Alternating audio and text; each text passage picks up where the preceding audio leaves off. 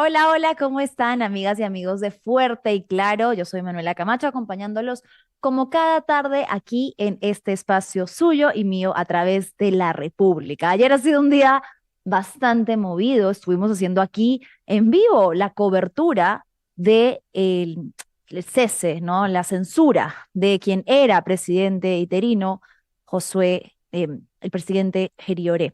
Ahora, lo que nos viene en la jornada de hoy es importante porque viene la designación de quién será el nuevo presidente o presidenta, ya que hay también una mujer dentro de las cuatro listas presentadas.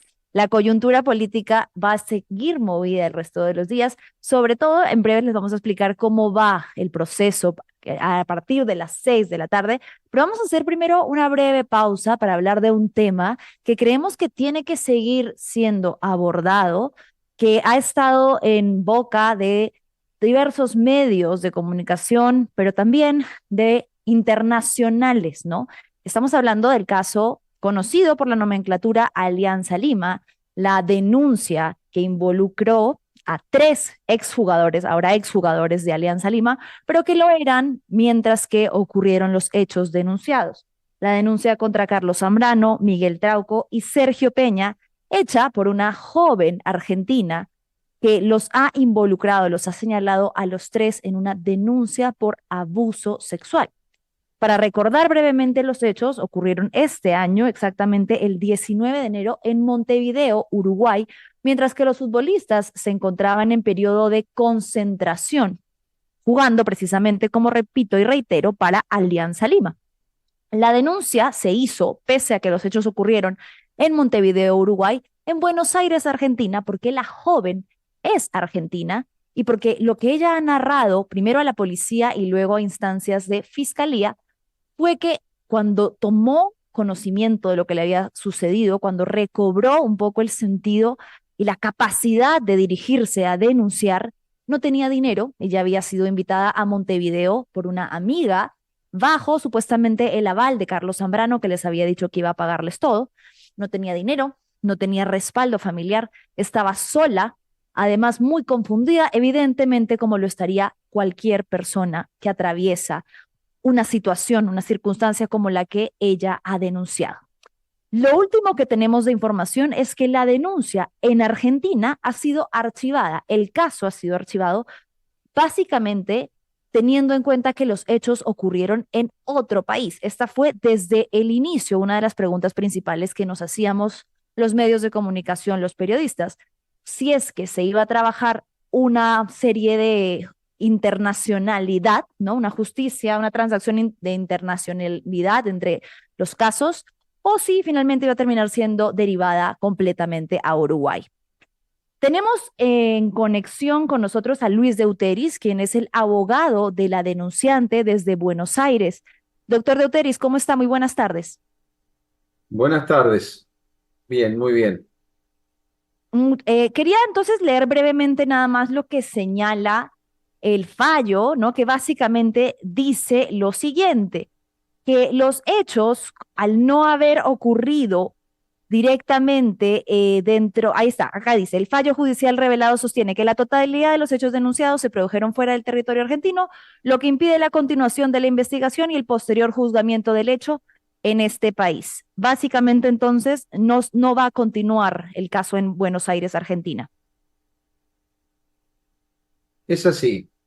Yo he recibido alguna información donde eh, se ha malinterpretado el término archivar. Vi algún que otro festejo de alguna red social de un jugador que se archivó la causa. Lo que yo quiero aclarar, o por lo menos necesito aclarar, es que el archivo no está entendido como que se archiva porque no hay pruebas, que es una forma de archivar un expediente. Usted dice, bueno, lo archivo porque no tengo pruebas. En este caso, lo que se archiva es la continuidad de la investigación en Buenos Aires por una cuestión de territorialidad. ¿Qué quiere decir? Que lo actuado en Buenos Aires tiene pleno vigor porque hay convenio de cooperación, entre otros con Uruguay. Lo que sucede es que acá se archiva, pero no se archiva el expediente. Se remiten las constancias a Uruguay para que Uruguay continúe, que es el lugar donde se cometió el delito, el presunto delito, es quien debe establecer si se cometió delito, si no se cometió delito, quiénes serían los autores, cuántos, que esto, el devenir de la investigación va a ir aportando certezas, pero no es un archivo como que, bueno, no hay más pruebas y archivamos, no, no tiene nada que ver con eso. Claro, eso es muy importante que lo aclaremos, doctor, porque efectivamente sí hay algunos medios y por supuesto gran parte de la hinchada que quizás ha celebrado esto como una victoria, pero no quiere decir que la causa haya sido desestimada. Eso en términos legales, como usted explicaba, es distinto. Simplemente que básicamente, entiendo, no compete a su jurisdicción, lo que no quiere decir, y esto se lo quiero preguntar, que lo avanzado en Argentina se descarte, porque se habían llegado a hacer algunos avances dentro de la investigación, por ejemplo, la incautación del equipo de celular de una de las implicadas, de la amiga de la denunciante, y además algunas pruebas de ADN, tengo entendido. Sí, las pruebas por este convenio, las diligencias llevadas a cabo en Buenos Aires adquieren pleno vigor. Por una cuestión elemental de trabajo y de respeto de jurisdicciones, cuando se secuestraron los dispositivos electrónicos, llámese teléfonos móviles o laptops, eso se va a remitir a Uruguay para que la pericia se haga en Uruguay.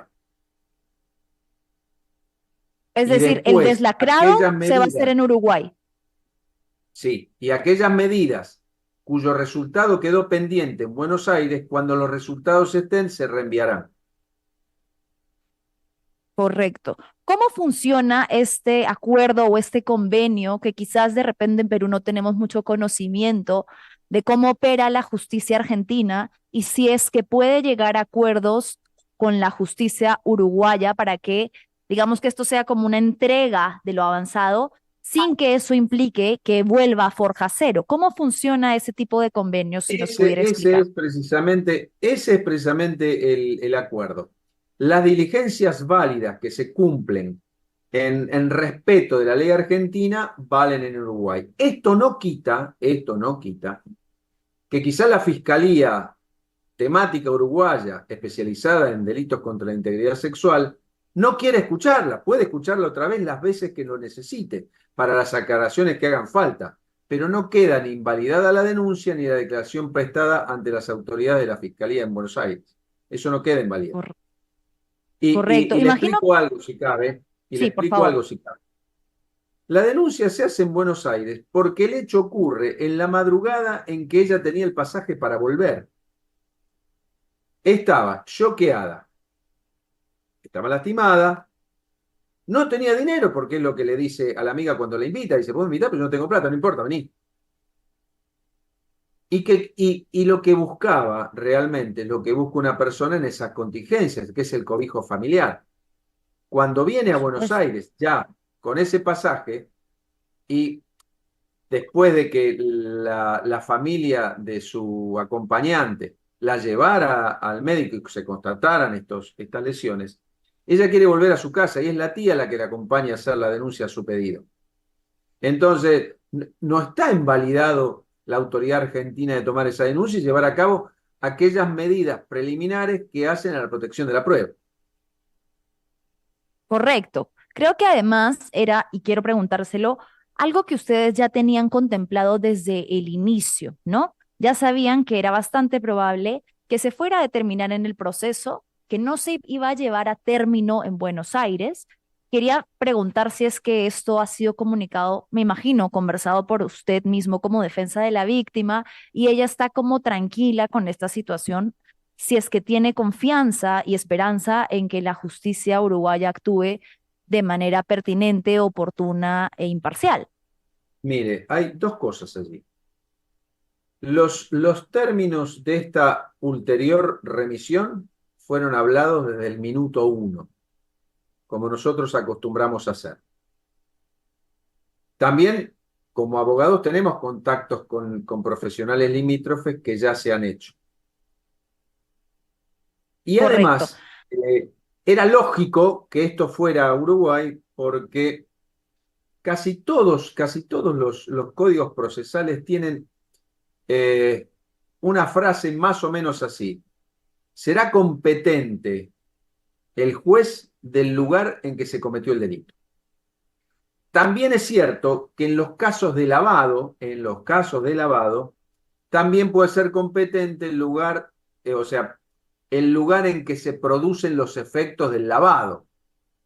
A lo mejor el hecho se produce en un país y los efectos del lavado en otro, puede ser competente ese juez. Pero son casos muy puntuales.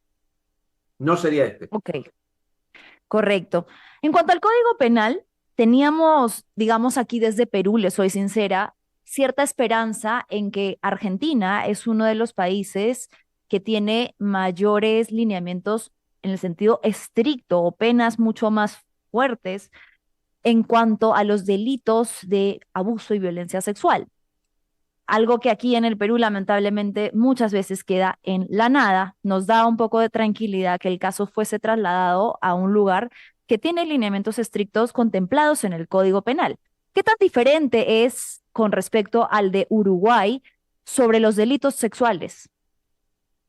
Mire, el capítulo de los delitos contra la integridad sexual, que en nuestro código de 1921 se llamaban delitos contra la honestidad, porque esto era propio de la época. Esto necesitó una reforma en cuyo título tampoco quedaron muy de acuerdo los doctrinarios, pero lo cierto es que ese capítulo necesitaba una modificación para eliminar ciertas figuras que eran leves cuando la realidad indica que podían dejar secuelas. Entonces, básicamente, en la República Argentina usted tiene el abuso sexual simple, que es el tocamiento de partes pudendas o alguna cuestión, rozamiento de partes del cuerpo, el abuso sexual gravemente ultrajante y el abuso sexual con acceso carnal. Esos tres. Ahí se definió esta cuestión. Ujú. Algo muy parecido pasa en el Uruguay, pero la pena el mínimo es un poco menor. El máximo también, pero la diferencia con el máximo no es tanta. El mínimo en ¿De cuántos Uruguay años son dos hablamos? años. El mínimo de 2 años en Uruguay. Ok. ¿Y el máximo? Entonces, 12. Pero allí Ok. entran a jugar cuestiones. Si mientras yo accedí carnalmente, colaboré para que después que yo accedí carnalmente, colaboré para que otro pudiera acceder y esas cosas, usted puede ir sumando alguna acción del autor, como por ejemplo, abuso sexual con acceso carnal, más participación en abuso sexual con acceso carnal, entonces la pena puede ir subiendo. Pero Ok. eso hoy es absolutamente prematuro. ¿Por qué? Porque la investigación podrá decir si fueron los tres, porque no se olvide que la víctima tiene amnesia. Es más, algunos detalles no me lo podía contar y otros estaban en una nebulosa. Está en tratamiento constante y ahora va a hacerse un psicodiagnóstico y está con tratamiento psiquiátrico. Si Correcto. esto arroja luz, a lo mejor en la realidad no fueron tres, o sí lo fueron, o fueron dos, o fue uno. No lo sabemos y esto quedará sujeto a lo que el magistrado de Uruguay decida. Claro, y que las Por eso personas no se tienen que tomó ningún comprender temperamento. es el proceso ¿Perdón? natural de una víctima que, o bueno, en este caso vamos a decir una denunciante, que está rememorando un hecho violento del que además ella ha dicho que estaba bajo los efectos del alcohol y por ende tiene lagunas temporales, espaciales que se van a ir esclareciendo a lo largo del proceso. Ahora, hay una preocupación también que surgía con respecto a la situación de uno de los implicados. Sergio Peña, una vez que fue separado de su equipo Alianza Lima aquí en el Perú, ha sido contratado en un equipo en Turquía. Y parte de lo que se señalaba era la preocupación de que Turquía es un país que no tiene ningún tipo de tratados de extradición ni con Argentina, ni con Uruguay. ¿Cuál podría ser la situación de este implicado si es que él ya se encontrase en Turquía a medida que vaya avanzando la pericia y, por ejemplo, él sea requerido ante la justicia? Mire, si no tiene extradición, va a ser dificultoso que pueda salir de Turquía. Mi pregunta sería, ¿cuál es la razón de buscar un país que no tiene extradición? Si como viene surgiendo de las redes sociales, él proclama su inocencia, que por supuesto yo no tengo cómo discutir hoy. ¿Entiende lo que digo? Si yo soy inocente, no sé, enfrentaría un proceso con la más absoluta seguridad. Claro, él ha dicho que se trata de un tema laboral, pero sin duda sí siembra la incertidumbre del por qué en pleno proceso migrar a un país que, como hemos dicho, no tiene tratados de extradición que le otorgaría cierta inmunidad y bueno, y que tendrá que demostrarlo si es que en cada pericia requerida él personalmente se traslada y se presenta o si por otro lado decide resguardarse en la lejanía geográfica que le permite estar alejado del proceso, ¿no? Mire, eh, yo trato de ser lo más objetivo posible. También puede ser que en base a la denuncia que tenga y a los protocolos que cada club tenga frente a estos hechos, no le ofrezcan trabajo. También puede ser. Puede ser que en el Perú nadie diga, no, está denunciado por abuso sexual, no, no lo queremos. Y que Turquía no tenga tantos pruritos en ese punto. En Argentina casi todos los clubes tienen estos protocolos. Casi todos los clubes. Entonces, esto dicho a favor de él también, ¿eh? Pero también, objetivamente le digo, si esto hubiera sido buscado, la respuesta queda un poco del otro lado. Correcto. Doctor Deuteris, para ir cerrando una consulta en cuanto a qué etapa nos encontramos en el proceso ahora que ha sido entonces trasladado a Uruguay, porque En tengo viaje. entendido que es la etapa preliminar en la que ya se estaban haciendo algunas recabaciones. ¿En qué etapa se encuentra el proceso? Está en este momento en viaje para resolverse la llegada a Uruguay. Quiero decirle algo también, que Sí, para que quede claro. Ellos han tomado, creo que los tres, la política de atacar a la víctima o cuestionarme a mí. Yo lo único que he relatado todas las veces en que me he prestado a los medios peruanos, que no fueron pocas, lo que decía el expediente. Lo que dije está escrito. Y si van a denunciar a la víctima, como de hecho ha sucedido, por extorsión, yo la víctima, espero, perdón, ha sido denunciada por extorsión por estos jugadores. por Zambrano y creo que por Trauco también. Yo O sea, espero y hago votos porque se llegue al fondo de la cuestión. Hoy la cibernética no ofrece ninguna barrera para llegar al fondo. Yo ujú, lo espero, porque el ataque a la víctima no es una, cuando la víctima no ha sido, y ellos saben que no lo ha sido, cuando es una de las peores estrategias que yo no, o sea, yo por mi parte jamás utilizaría atacar a la víctima. por supuesto. Mira, esa información no la teníamos, doctor Deuteris. Me acabo de enterar que los jugadores han denunciado, No sé contradenunciado si a la los tres, persona que los denunció. Zambrano seguro y creo que Trauco también, creo, ¿eh? Zambrano seguro.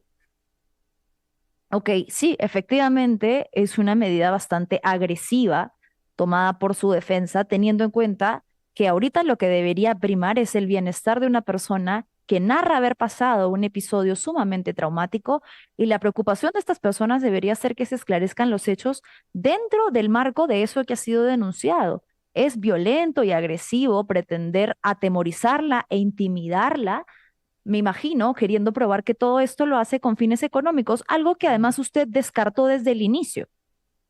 Mire, le voy a decir algo más. Si esto fuera una cuestión de neto corte económico, hubiera la supuesta víctima utilizado la argucia de presentarse personalmente en entrevistas y hacer...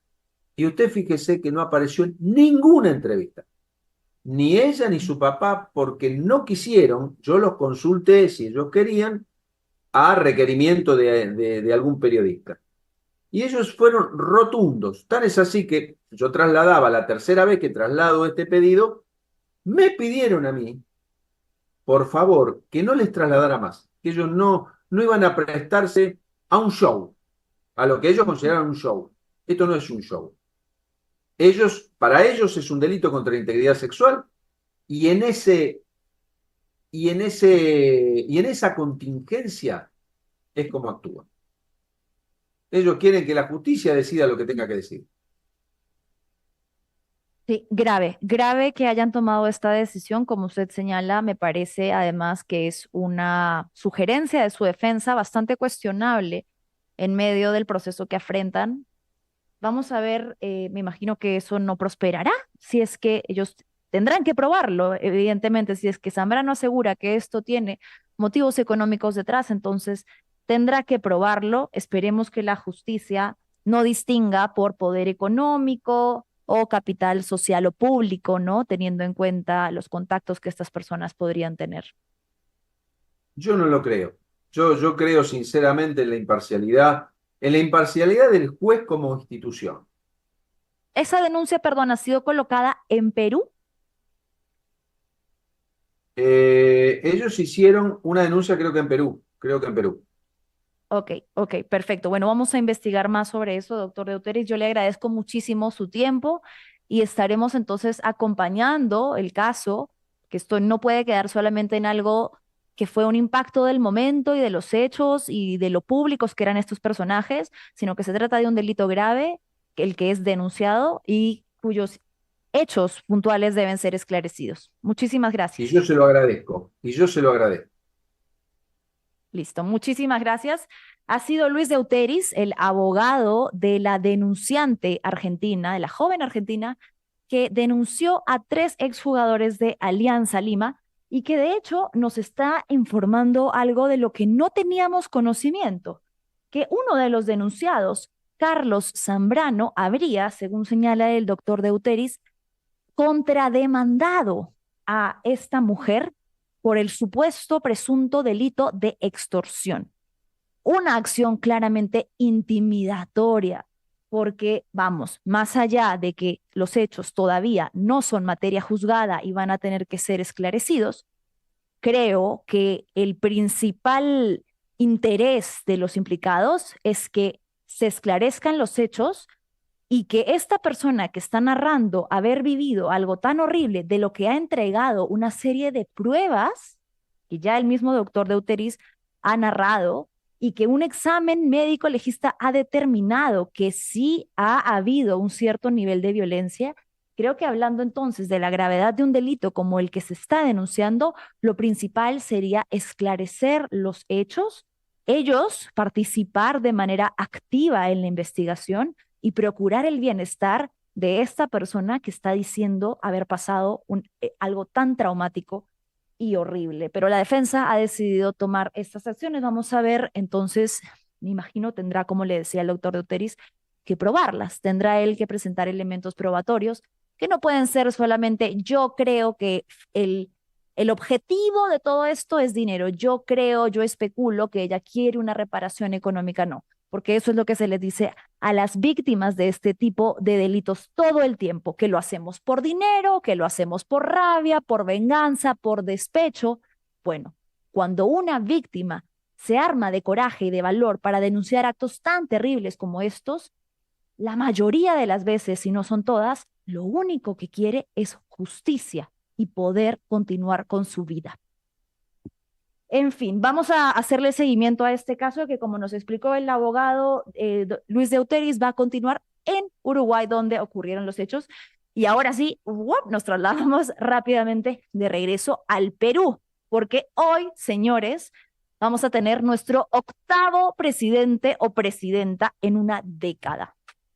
Ayer hablamos un poco de lo que había sucedido, de cómo había sido este proceso de censura desde el Congreso, y les habíamos informado que las listas para presidir la mesa directiva del Congreso tenían hasta las 6 de la tarde para presentarse.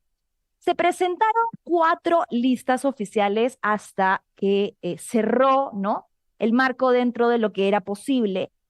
Fueron las siguientes: una presidida por el congresista segundo Héctor Acuña Peralta, el hermano de César Acuña, actual candidato a la presidencia; lista presidida por María del Carmen Alba Prieto; lista presidida por José María Balcázar Celada; y lista presidida por Edgar Cornelio Raimundo Mercado.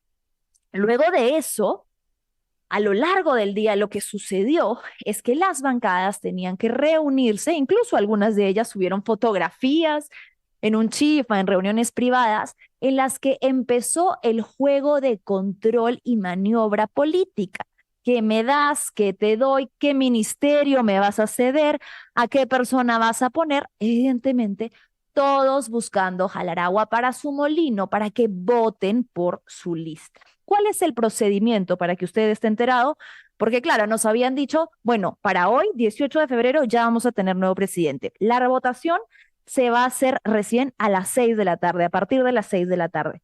El procedimiento, según explicó el propio Congreso, primero fue que la lista se presentara ante las listas en plural, ante la oficialía mayor, y lo que va a suceder en el periodo de votación es que se van a leer las listas completas, luego se va a pedir asistencia y se va a votar en ánfora por orden alfabético. Congresista por congresista va a tener que votar por cuál de estas presidencias de mesa directiva quiere que sea la sucesora de José Gerioré.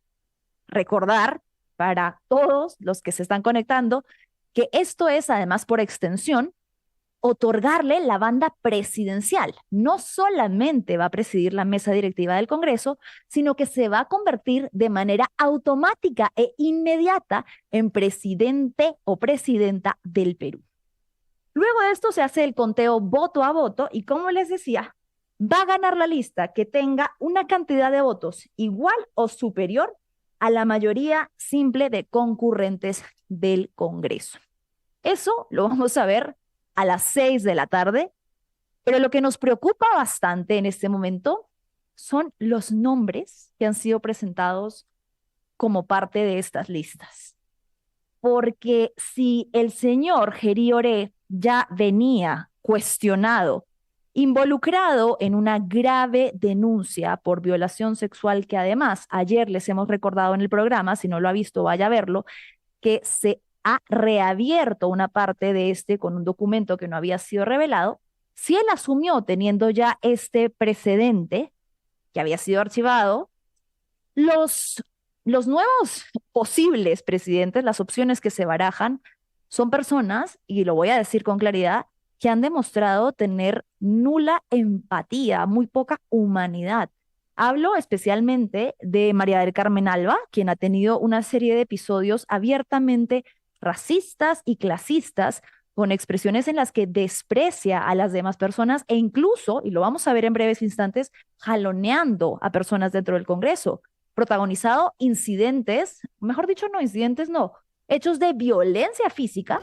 Y por el otro lado, José María Balcázar, un congresista que no tuvo ningún reparo en señalar que las niñas de 14 años tenían toda la madurez psicológica para sostener relaciones sexuales con personas adultas. Dio incluso el ejemplo de que estas fueran profesores, omitiendo el hecho de que hay una evidente diferencia de edad y diferencia jerárquica de poder que se configura en un abuso, no solo en lo que nosotros concibimos como tal, sino según lo determina el Código Penal. Que un congresista pretenda desconocer eso y que además lo hiciese en el 2023 en pleno debate en el que se buscaba limitar la posibilidad de que hayan matrimonios infantiles forzados, es sumamente grave. Y que esa persona pueda ser la siguiente que presida el país, no importa si es por 1, 2, 3 meses, es bastante grave. No quiere decir que los otros sean las opciones más meritorias del mundo,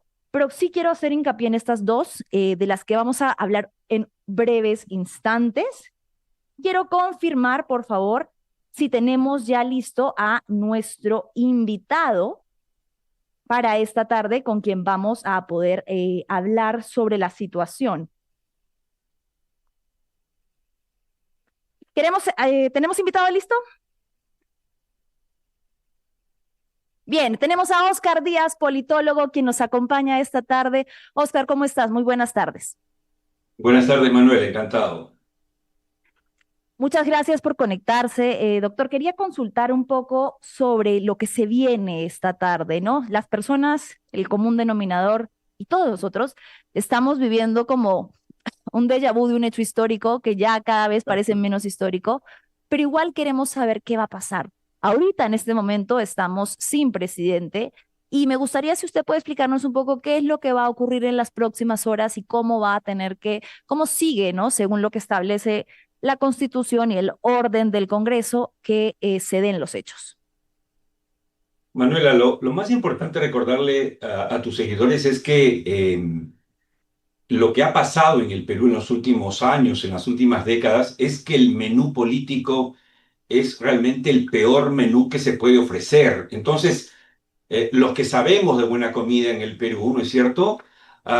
Si tenemos un mal menú es difícil comer bien. Y ese es el problema en la política peruana. A veces le echan la culpa a la gente, oye, ¿por qué elegiste a Castillo? ¿Por qué elegiste a tal? Es que el menú es pésimo, no hay de dónde elegir.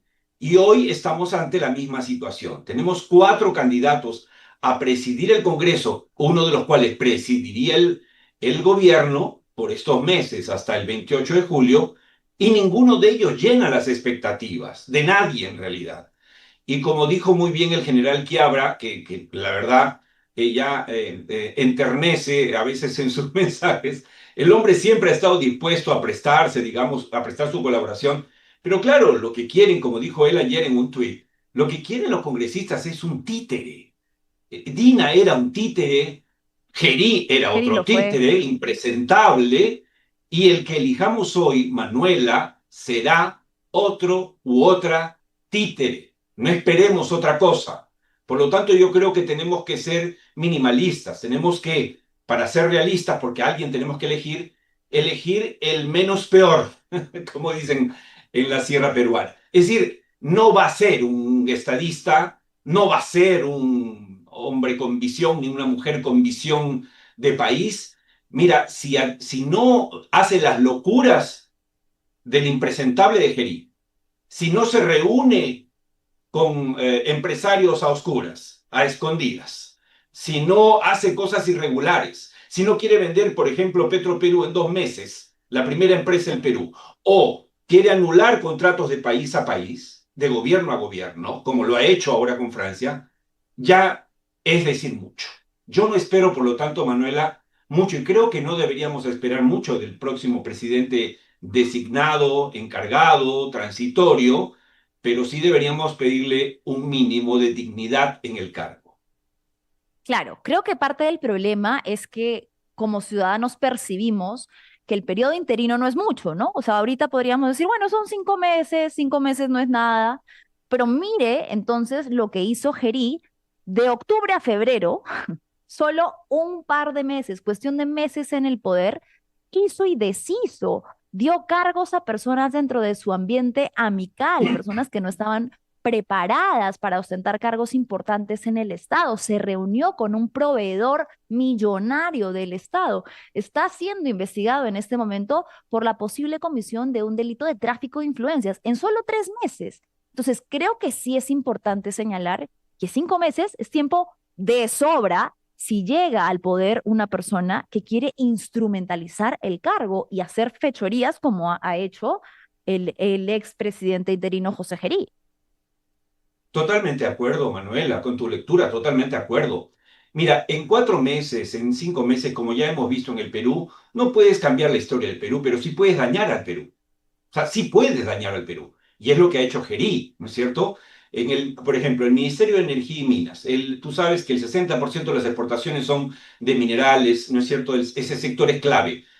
Puso ahí a un señor Bravo que es impresentable, digitado por Ilich López, esto es bueno decirlo. Ilich López es el que aparece en la foto de la comida de ayer a las 5 de la tarde con la posible y potencial, yo creo, presidenta del Congreso y presidenta interina del Perú, que sería Carmen Alba, y yo me he atrevido a hacer en un tuit y colocar que, bueno, si ella es, No. por lo menos que se aparte de ese señor.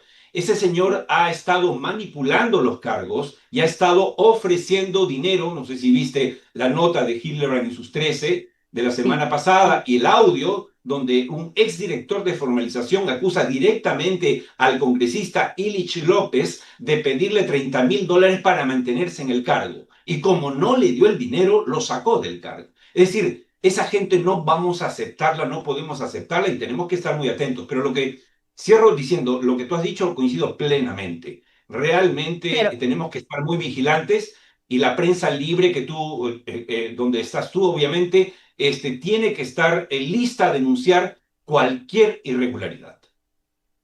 Ilich López además ha sido un congresista que tenía mucha cercanía con Geriore, que lo ha sostenido en el poder hasta el último minuto. Ayer, de hecho, fue uno de los congresistas que votó en contra de la censura y evidentemente, como el ejemplo que usted ha dado, tiene un largo historial de tener intereses en una serie de activos del Estado.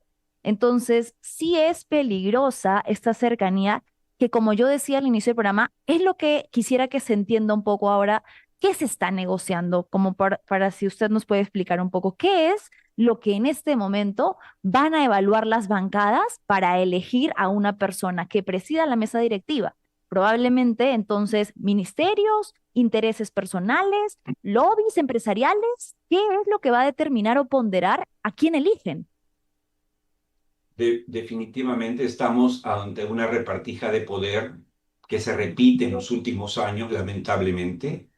En estos últimos, desde el 2000, si vemos la política peruana, cada parlamento ha sido peor que el anterior. Yo siempre le decía a mis amigos, oye, el próximo me dicen va a ser mejor. Le digo, mira, te doy la mala noticia que solo puede ser peor. Y solo ha Sí. sido peor. Te recuerdo que hemos pasado de los Comepollo a los robacable, a los lavapiés y A la ahora corta tenemos uñas. violadores. Ahora tenemos Uy, violadores, uno en la cárcel, te recuerdo, de este sí, sí, Congreso, sí. ¿no es cierto? Que Freddy. violó a una trabajadora en el Congreso. Es decir, el nivel lumpenesco que ha alcanzado la política peruana y en particular hecha carne en el Congreso es de terror. Y lo único que queda es la prensa independiente para denunciar todos los abusos que se cometan. En estos meses que quedan, quien asuma la presidencia encargada debe hacer, vamos, hay un manual, Manuel, hay un manual ya, no escrito, pero virtual. ¿Cómo se comportó el señor Valentín Paniagua cuando fue transitorio? ¿Cómo se comportó el señor Sagasti cuando fue transitorio? Les pregunto, ¿sacaron alguna ley revolucionaria? ¿Cambiaron las 8 horas? ¿No? ¿Cambiaron las reglas laborales, los contratos? ¿Cambiaron el código penal? ¿Vendieron alguna empresa estatal? ¿Cerraron algún contrato de gobierno? No, porque sabían perfectamente que lo que le toca a un presidente transitorio, no electo, sino designado y encargado, es administrar las cuentas nacionales de manera prudente. Nada más. No se pueden echar a Correcto. anunciar como quería Gerir, pues grandes obras, ¿no es cierto? O entregar el país a Estados Unidos y dejarlo pues que el embajador de Estados Unidos dicte la política exterior del Perú. Es increíble. Pero Es ese grave. es el tema. Yo creo que lo que tenemos que estar es muy vigilantes para que el presidente o presidenta, que yo creo que va a ser presidenta, encargada, realmente haga lo mínimo que tiene que hacer, que no se crea presidente electo o electa, que no crea que va a empezar el cambio del Perú para los próximos 5 años, sino que entienda que se le está dando un encargo de emergencia por un tiempo muy corto y que lo único que debe hacer es garantizar unas elecciones transparentes, porque mucho me temo que estas elecciones van a ser altamente conflictivas porque habiendo tantos candidatos se presta a muchas cuchipandas, va a haber casos de corrupción, creo yo, ojalá me equivoque, en el Jurado Nacional de Elecciones, porque las diferencias, Manuel, entre uno y otro van a ser mínimas, 1.000, 2.000 Sí. votos, o sea, y ahí va a haber corrupción, mucho me temo. Oscar, bueno, lamentable panorama, pero sí, coincido contigo en todo lo señalado, pero sí quería hacerte esta última pregunta. Tú entonces, según tu lectura, ¿creerías que a las 7 de la noche, 7, 8 de la noche, se va a anunciar a María del Carmen Alba como nuestra nueva presidenta interina? ¿Eso es lo que tú consideras de la lectura actual de los intereses en el Congreso?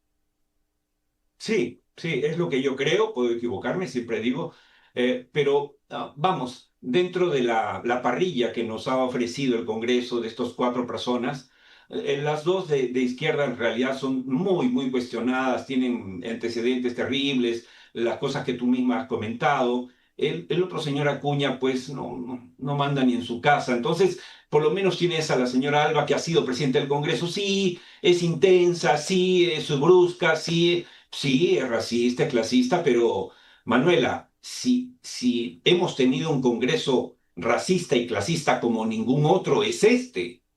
Te recuerdo que cuando llegó Castillo dijeron a la Constitución ni con el pétalo de una rosa. Bueno, estos que dijeron que ni un pétalo, Mm. bueno, han cambiado 50 artículos de la Constitución para Han dar hecho y deshecho. leyes pro crimen a favor de los delincuentes y a favor de ellos. Es decir, no podemos esperar mucho de ellos. Por lo tanto, yo creo que sí, que Mari Carmen puede ser. Y Mari Carmen, mira, si tiene esquina, si alguien se deja aconsejar, puede hacerlo decentemente, no esperemos más, pero sí lo puede Yo no hacer creo. decentemente si es que se deja aconsejar y no pues por los Illich López, ¿no?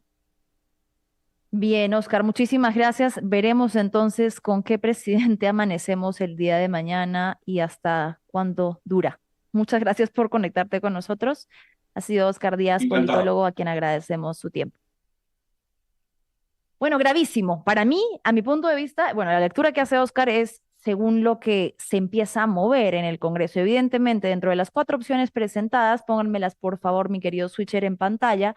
Hay algunas que tienen menos chance de generar alianzas políticas con otras bancadas.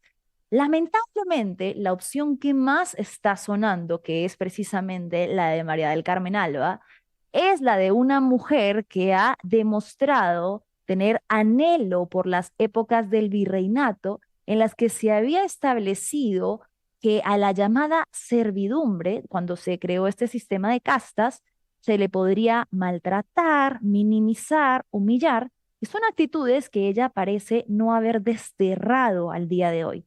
Hemos hecho un pequeño recuento del archivo dentro de los principales, no vamos a decir exabruptos porque no lo son hechos racistas y clasistas, expresiones racistas y clasistas, teniendo en cuenta que el racismo en el Perú está tipificado como un delito, que ha tenido la que podría ser la futura presidenta en cuestión de horas en el país. A ver, vamos a ver alguno de los videos, si es que alguno tiene audio para poder escucharlo y lo comentamos.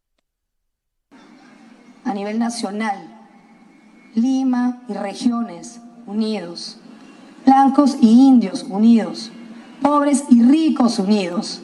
Nosotros no tenemos un discurso divisionista de lucha de clase. A nivel nacional, Lima y regiones unidos. Bueno, así es como ve María del Carmen Alba a la ciudadanía. Hace la clara distinción entre quienes ella determina o distingue como blancos y a quienes es capaz de referirse como indios, solamente seguido de la expresión pobres y ricos en la misma línea, en el mismo orden de ideas de cómo ella ve al país. Increíblemente, luego señala que no es divisionista. Claro, en su mente lo que dijo tenía mucho sentido porque así es como ella percibe a la sociedad, quienes son blancos y quienes para ella siguen siendo probablemente ciudadanos de segunda clase, a quienes es capaz de llamar indios. no es capaz de señalarlos como población andina, indígena, no. Es claro su tufillo despectivo al decirles blancos e indios. Esa fue una primera situación de la que María del Carmen Alba, por supuesto, cuestionadísima en el espectro público, salió a decir que no había ningún tipo de racismo, que no había ningún tipo de clasismo. Juzgue usted, señor, señora. ¿Tenemos otro? El tema de la vacancia, hay que ver quién está presentando la vacancia y por qué temas. Entiendo que es por las matanzas, ¿no? Yo creo que no amerita una vacancia por ese tema. El tema de la vacancia, hay que ver quién está presentando la vacancia. Y uno de los hechos más graves y preocupantes que acompañan a la posible candidatura de María del Carmen Alba, y es el desprecio que ha tenido hacia las víctimas de las protestas. Cuando ella tuvo esta expresión, observe usted su lenguaje corporal, cuando ella dice matanzas. ¿No fueron matanzas? Señora Alba, se asesinaron a 50 personas por ejercer su derecho legítimo y constitucional de salir a protestar. No fueron matanzas, entre comillas, fueron matanzas, fueron asesinatos perpetrados por fuerzas policiales y militares con el aval del Estado. Y por ese delito, Dina Boluarte debería ya en este momento estar fingiendo condena, ¿sí? Pero no ha sucedido. Fue investigada y luego está archivado y el caso está supremamente estancado. Pero no se trata de matanzas, entre comillas, como ella señala. A esto se le suma otra declaración que dio en un medio de comunicación en la que se atrevió a decir que la muerte de 22 personas, en ese momento habían solo, digo, que ya es mucho, pero en ese momento eran 22 los asesinados, y ella dice, me parece que 22 personas asesinadas es un chantaje. ¿Un chantaje? La vida de 22 ciudadanos es un chantaje político. La vida de esas personas no importa, no tiene peso suficiente como para hacer caer a una persona que legitimó esos asesinatos. Y luego de eso se duplicaron, señora Alba.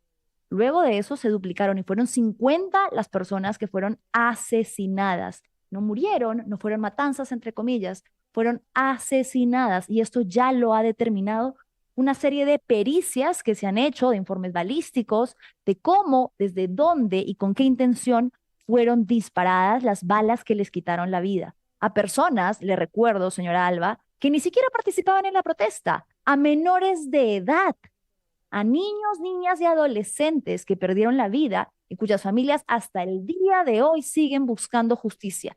A esas familias les van a decir que esta persona va a tener la banda presidencial. A esas familias que hasta el día de hoy tienen que venir a marchar a Lima porque en regiones no se les escucha, les van a poner a esta mujer de presidenta. Es un insulto, una cachetada a los deudos y sus procesos de búsqueda de justicia. Tenemos también los episodios de violencia física, porque evidentemente, como la señora María del Carmen Alba sostiene en su ideario que existe un privilegio que la posiciona por encima de otras personas, ella cree que cuando alguien no le hace caso lo puede jalonear, le puede zamaquear, comportamientos que no es necesario que diga en quién, en qué tipo de personas hemos visto. Recordemos aquí cuando tuvo un hecho violento con Isabel Cortés, miren cómo la agarra del brazo y la jalonea como si ella no tuviera autonomía y fuera cualquier cosa para mandonearla, para querer modificar su intención al voto en ese momento en el Congreso, algo que la congresista Cortés después denunció como un acto de violencia. Y, bueno, por supuesto, quedó en nada, pero miren la forma en la que ella entonces se dirige a la congresista Cortés y la jalonea como si fuese ella un objeto, como si fuese cualquier cosa, como si ella tuviese el derecho de invadir su espacio físico de esta manera, y no fue la única.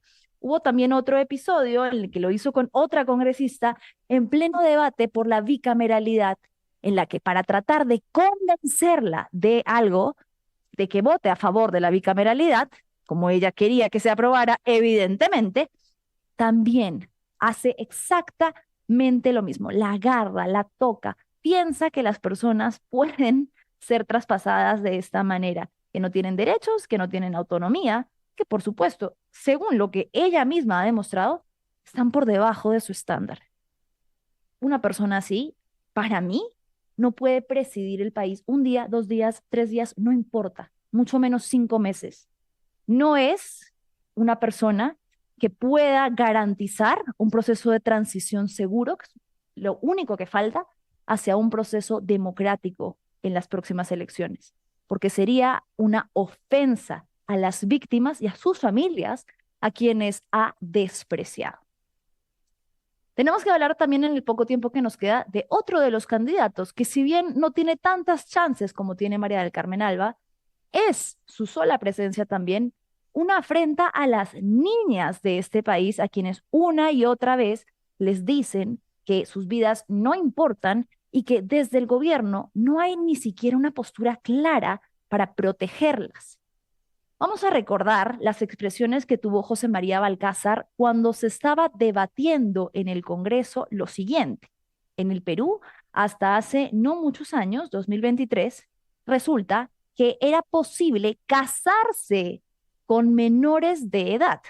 Incluso el rango decía a partir de los 16 años, pero desde los 14 años si tenía autorización legal parental. Una persona adulta podía casarse con una niña de 14 años. ¿Y qué era lo que terminaba sucediendo? Pues que en la mayoría de casos se trataba de abusos sexuales que eran tapados con un supuesto matrimonio arreglado. Eso se estaba intentando corregir desde el Congreso cuando este congresista fue uno de los 3 que se abstuvo en la votación y que tuvo estas lamentables expresiones. Vamos a escucharlas. Todos son uniones de hecho. Desde los 14, como decían, ya están embarazadas las chicas. Entonces, con la ley queremos que prohibir solamente a aquellas personas que resultan embarazadas siendo menores de edad. Queremos impedir eso. Pero ¿cómo? Si el sexo lo mantienen más allá de lo que se ha dicho aquí, de que algunos casos los padres lo venden a las chicas en la selva, etcétera. Pero la gran mayoría de aquí, de las ciudades grandes, las uniones de hecho son tempranas.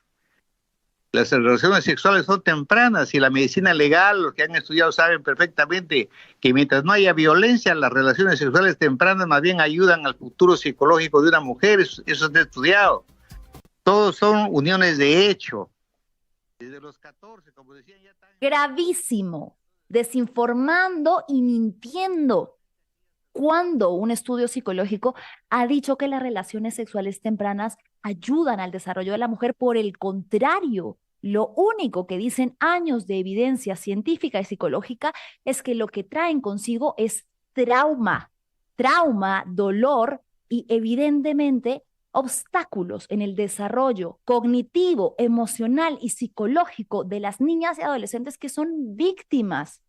Es increíble, entonces, que el congresista haya mentido de esta manera en pleno debate congresal y que además se atreva a decir que siempre y cuando no haya violencia, una relación sexual con una niña de 14 años está bien. Bueno, entonces es un ignorante, y no lo digo como un insulto, sino como un hecho, porque ignora que según el Código Penal, cualquier tipo de relación con una niña de 14 años configura abuso sexual. No hay consentimiento posible en ese escenario. El consentimiento, entre comillas, sería viciado porque una niña de 14 años no está en capacidad cognitiva ni emocional para decidir eso y mucho menos para consentir. No puede hablarse de que no hay violencia porque el hecho es per se explícitamente violento y configura un abuso.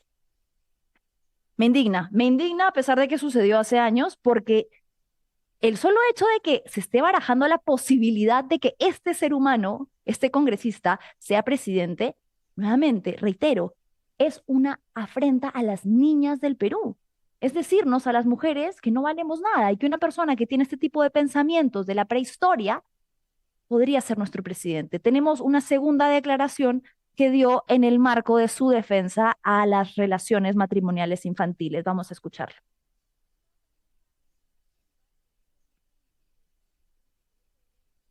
Que menores de edad, menores de 18 años, se casen. ¿Usted va a apoyar esta norma?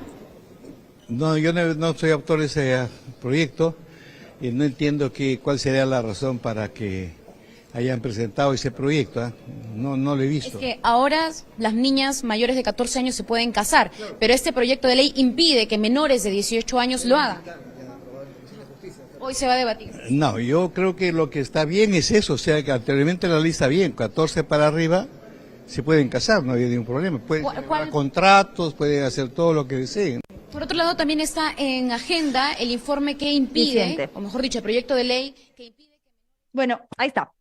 Él lo dijo. De 14 para arriba no hay ningún problema. Él estaba en contra de que la edad mínima para acceder al matrimonio de manera legal fuese 18 años, la mayoría de edad. Para este congresista, si una niña de 14 años estaba siendo forzada a casarse, no había ningún problema. Ese es el tipo de políticos que seguimos teniendo en la clase política y que podría en pocas horas ser proclamado presidente. Me quedan muy pocos minutos, pero no quería dejar de mencionar este tema que me parece grave.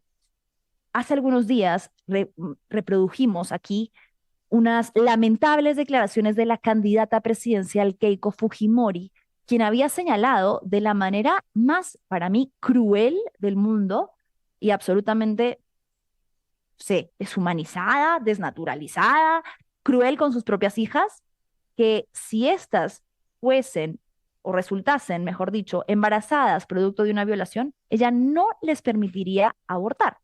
Y dijo que esto era algo que ya había conversado con ellas. Bueno, resulta que ayer una de sus hijas, que es mayor de edad, lanzó este comunicado público en el que no solo deslindaba de estas afirmaciones que hizo su madre como candidata política, señalando, a ver, si me lo pueden poner un poquito más grande, querido Switcher, para leer. Básicamente ella cuenta el por qué se ve en la necesidad de escribir este comunicado, Chiara Villanueva, y dice lo siguiente: normalmente no me pronunciaría sobre un tema tan controversial como este, porque sé que divide opiniones y crea bandos, pero al mencionarme explícitamente mis hijas en la entrevista, se me incluye en una postura que no me representa y considero necesario aclararme. Tengo 18 años, soy mayor de edad, tengo mi propia capacidad de decisión. Mi opinión personal es distinta a la de mi mamá. Y acá está lo importante. En el caso hipotético presentado, una violación, yo sí optaría por abortar, tanto si se tratara de mí como si se tratara de una niña de 8 años. En ese sentido, no estoy de acuerdo con lo que declaró mi mamá. Que seamos familia no significa que pensemos igual. Somos personas distintas y es natural que tengamos opiniones que no coinciden. En el siguiente, aclara un poco de dónde viene esta postura. Ella señala que no tiene intenciones de postular a la política. Eso no lo sabemos, no podemos garantizar que sea cierto. Pero sí me parece importante que ella dice ahí que está más relacionada con el área médica, que sus intereses están en el área médica. Bueno, evidentemente, entonces, de ahí viene esto. Del hecho de que probablemente Chiara, la hija de esta candidata, haya sido una persona que sí haya tenido acceso a la educación sexual integral en su colegio o en otro tipo de espacios que no son los mismos a los que tienen acceso la mayoría de las niñas y adolescentes en el Perú en las escuelas públicas, en las que esto no les está permitido, en las que no tienen acceso alguno a tener este tipo de información porque son privadas de esta por grupos como los presididos por su mamá, que limitan el acceso a la ESI, Educación Sexual Integral. Y segundo, que si ella menciona aquí que tiene cierta cercanía con el área médica, entonces quiere decir que de manera correcta e informada sabe que cuando hablamos de aborto terapéutico no hablamos de un asunto relacionado ni con la moralidad, ni con la ética, ni mucho menos con la religión, sino con la salud pública, con las estadísticas que determinan que llevar a término un embarazo en una niña o en un adolescente, o en el ejemplo que da la misma Chiara, una pequeña de tan solo 8 años, es absolutamente inviable, es tortura, es alto riesgo obstétrico, puede implicar para la gestante riesgo de muerte, puede morir durante el parto, puede morir durante la gestación, y es algo que ha determinado la medicina. Probablemente el hecho de que ella haya tenido esta cercanía a esta información y a esta educación sexual integral que puede tener desde sus privilegios hace que tenga una opinión informada.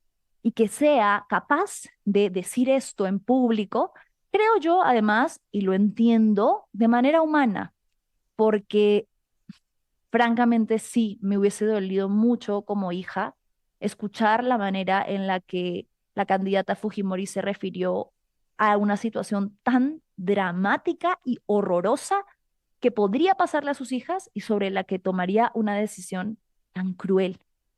Y también porque ella dijo que era algo conversado con sus hijas y acá su hija la está desmintiendo.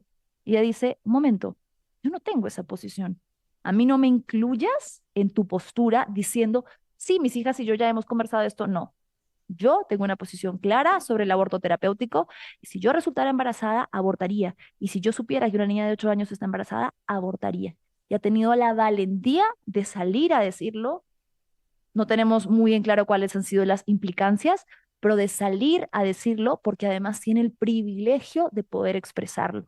El problema es que esta acción, que puede ser bien intencionada, lamentablemente no refleja la realidad de lo que tienen que afrontar las niñas y adolescentes en el resto del país, que sí estarían en riesgo con posturas no solo como la de Keiko Fujimori, sino la de otros grupos conservadores que priman la religión y la ética por sobre la salud y la ciencia, poniendo en riesgo la vida de millones de niñas. Bueno, con eso lamentablemente tenemos que ir cerrando.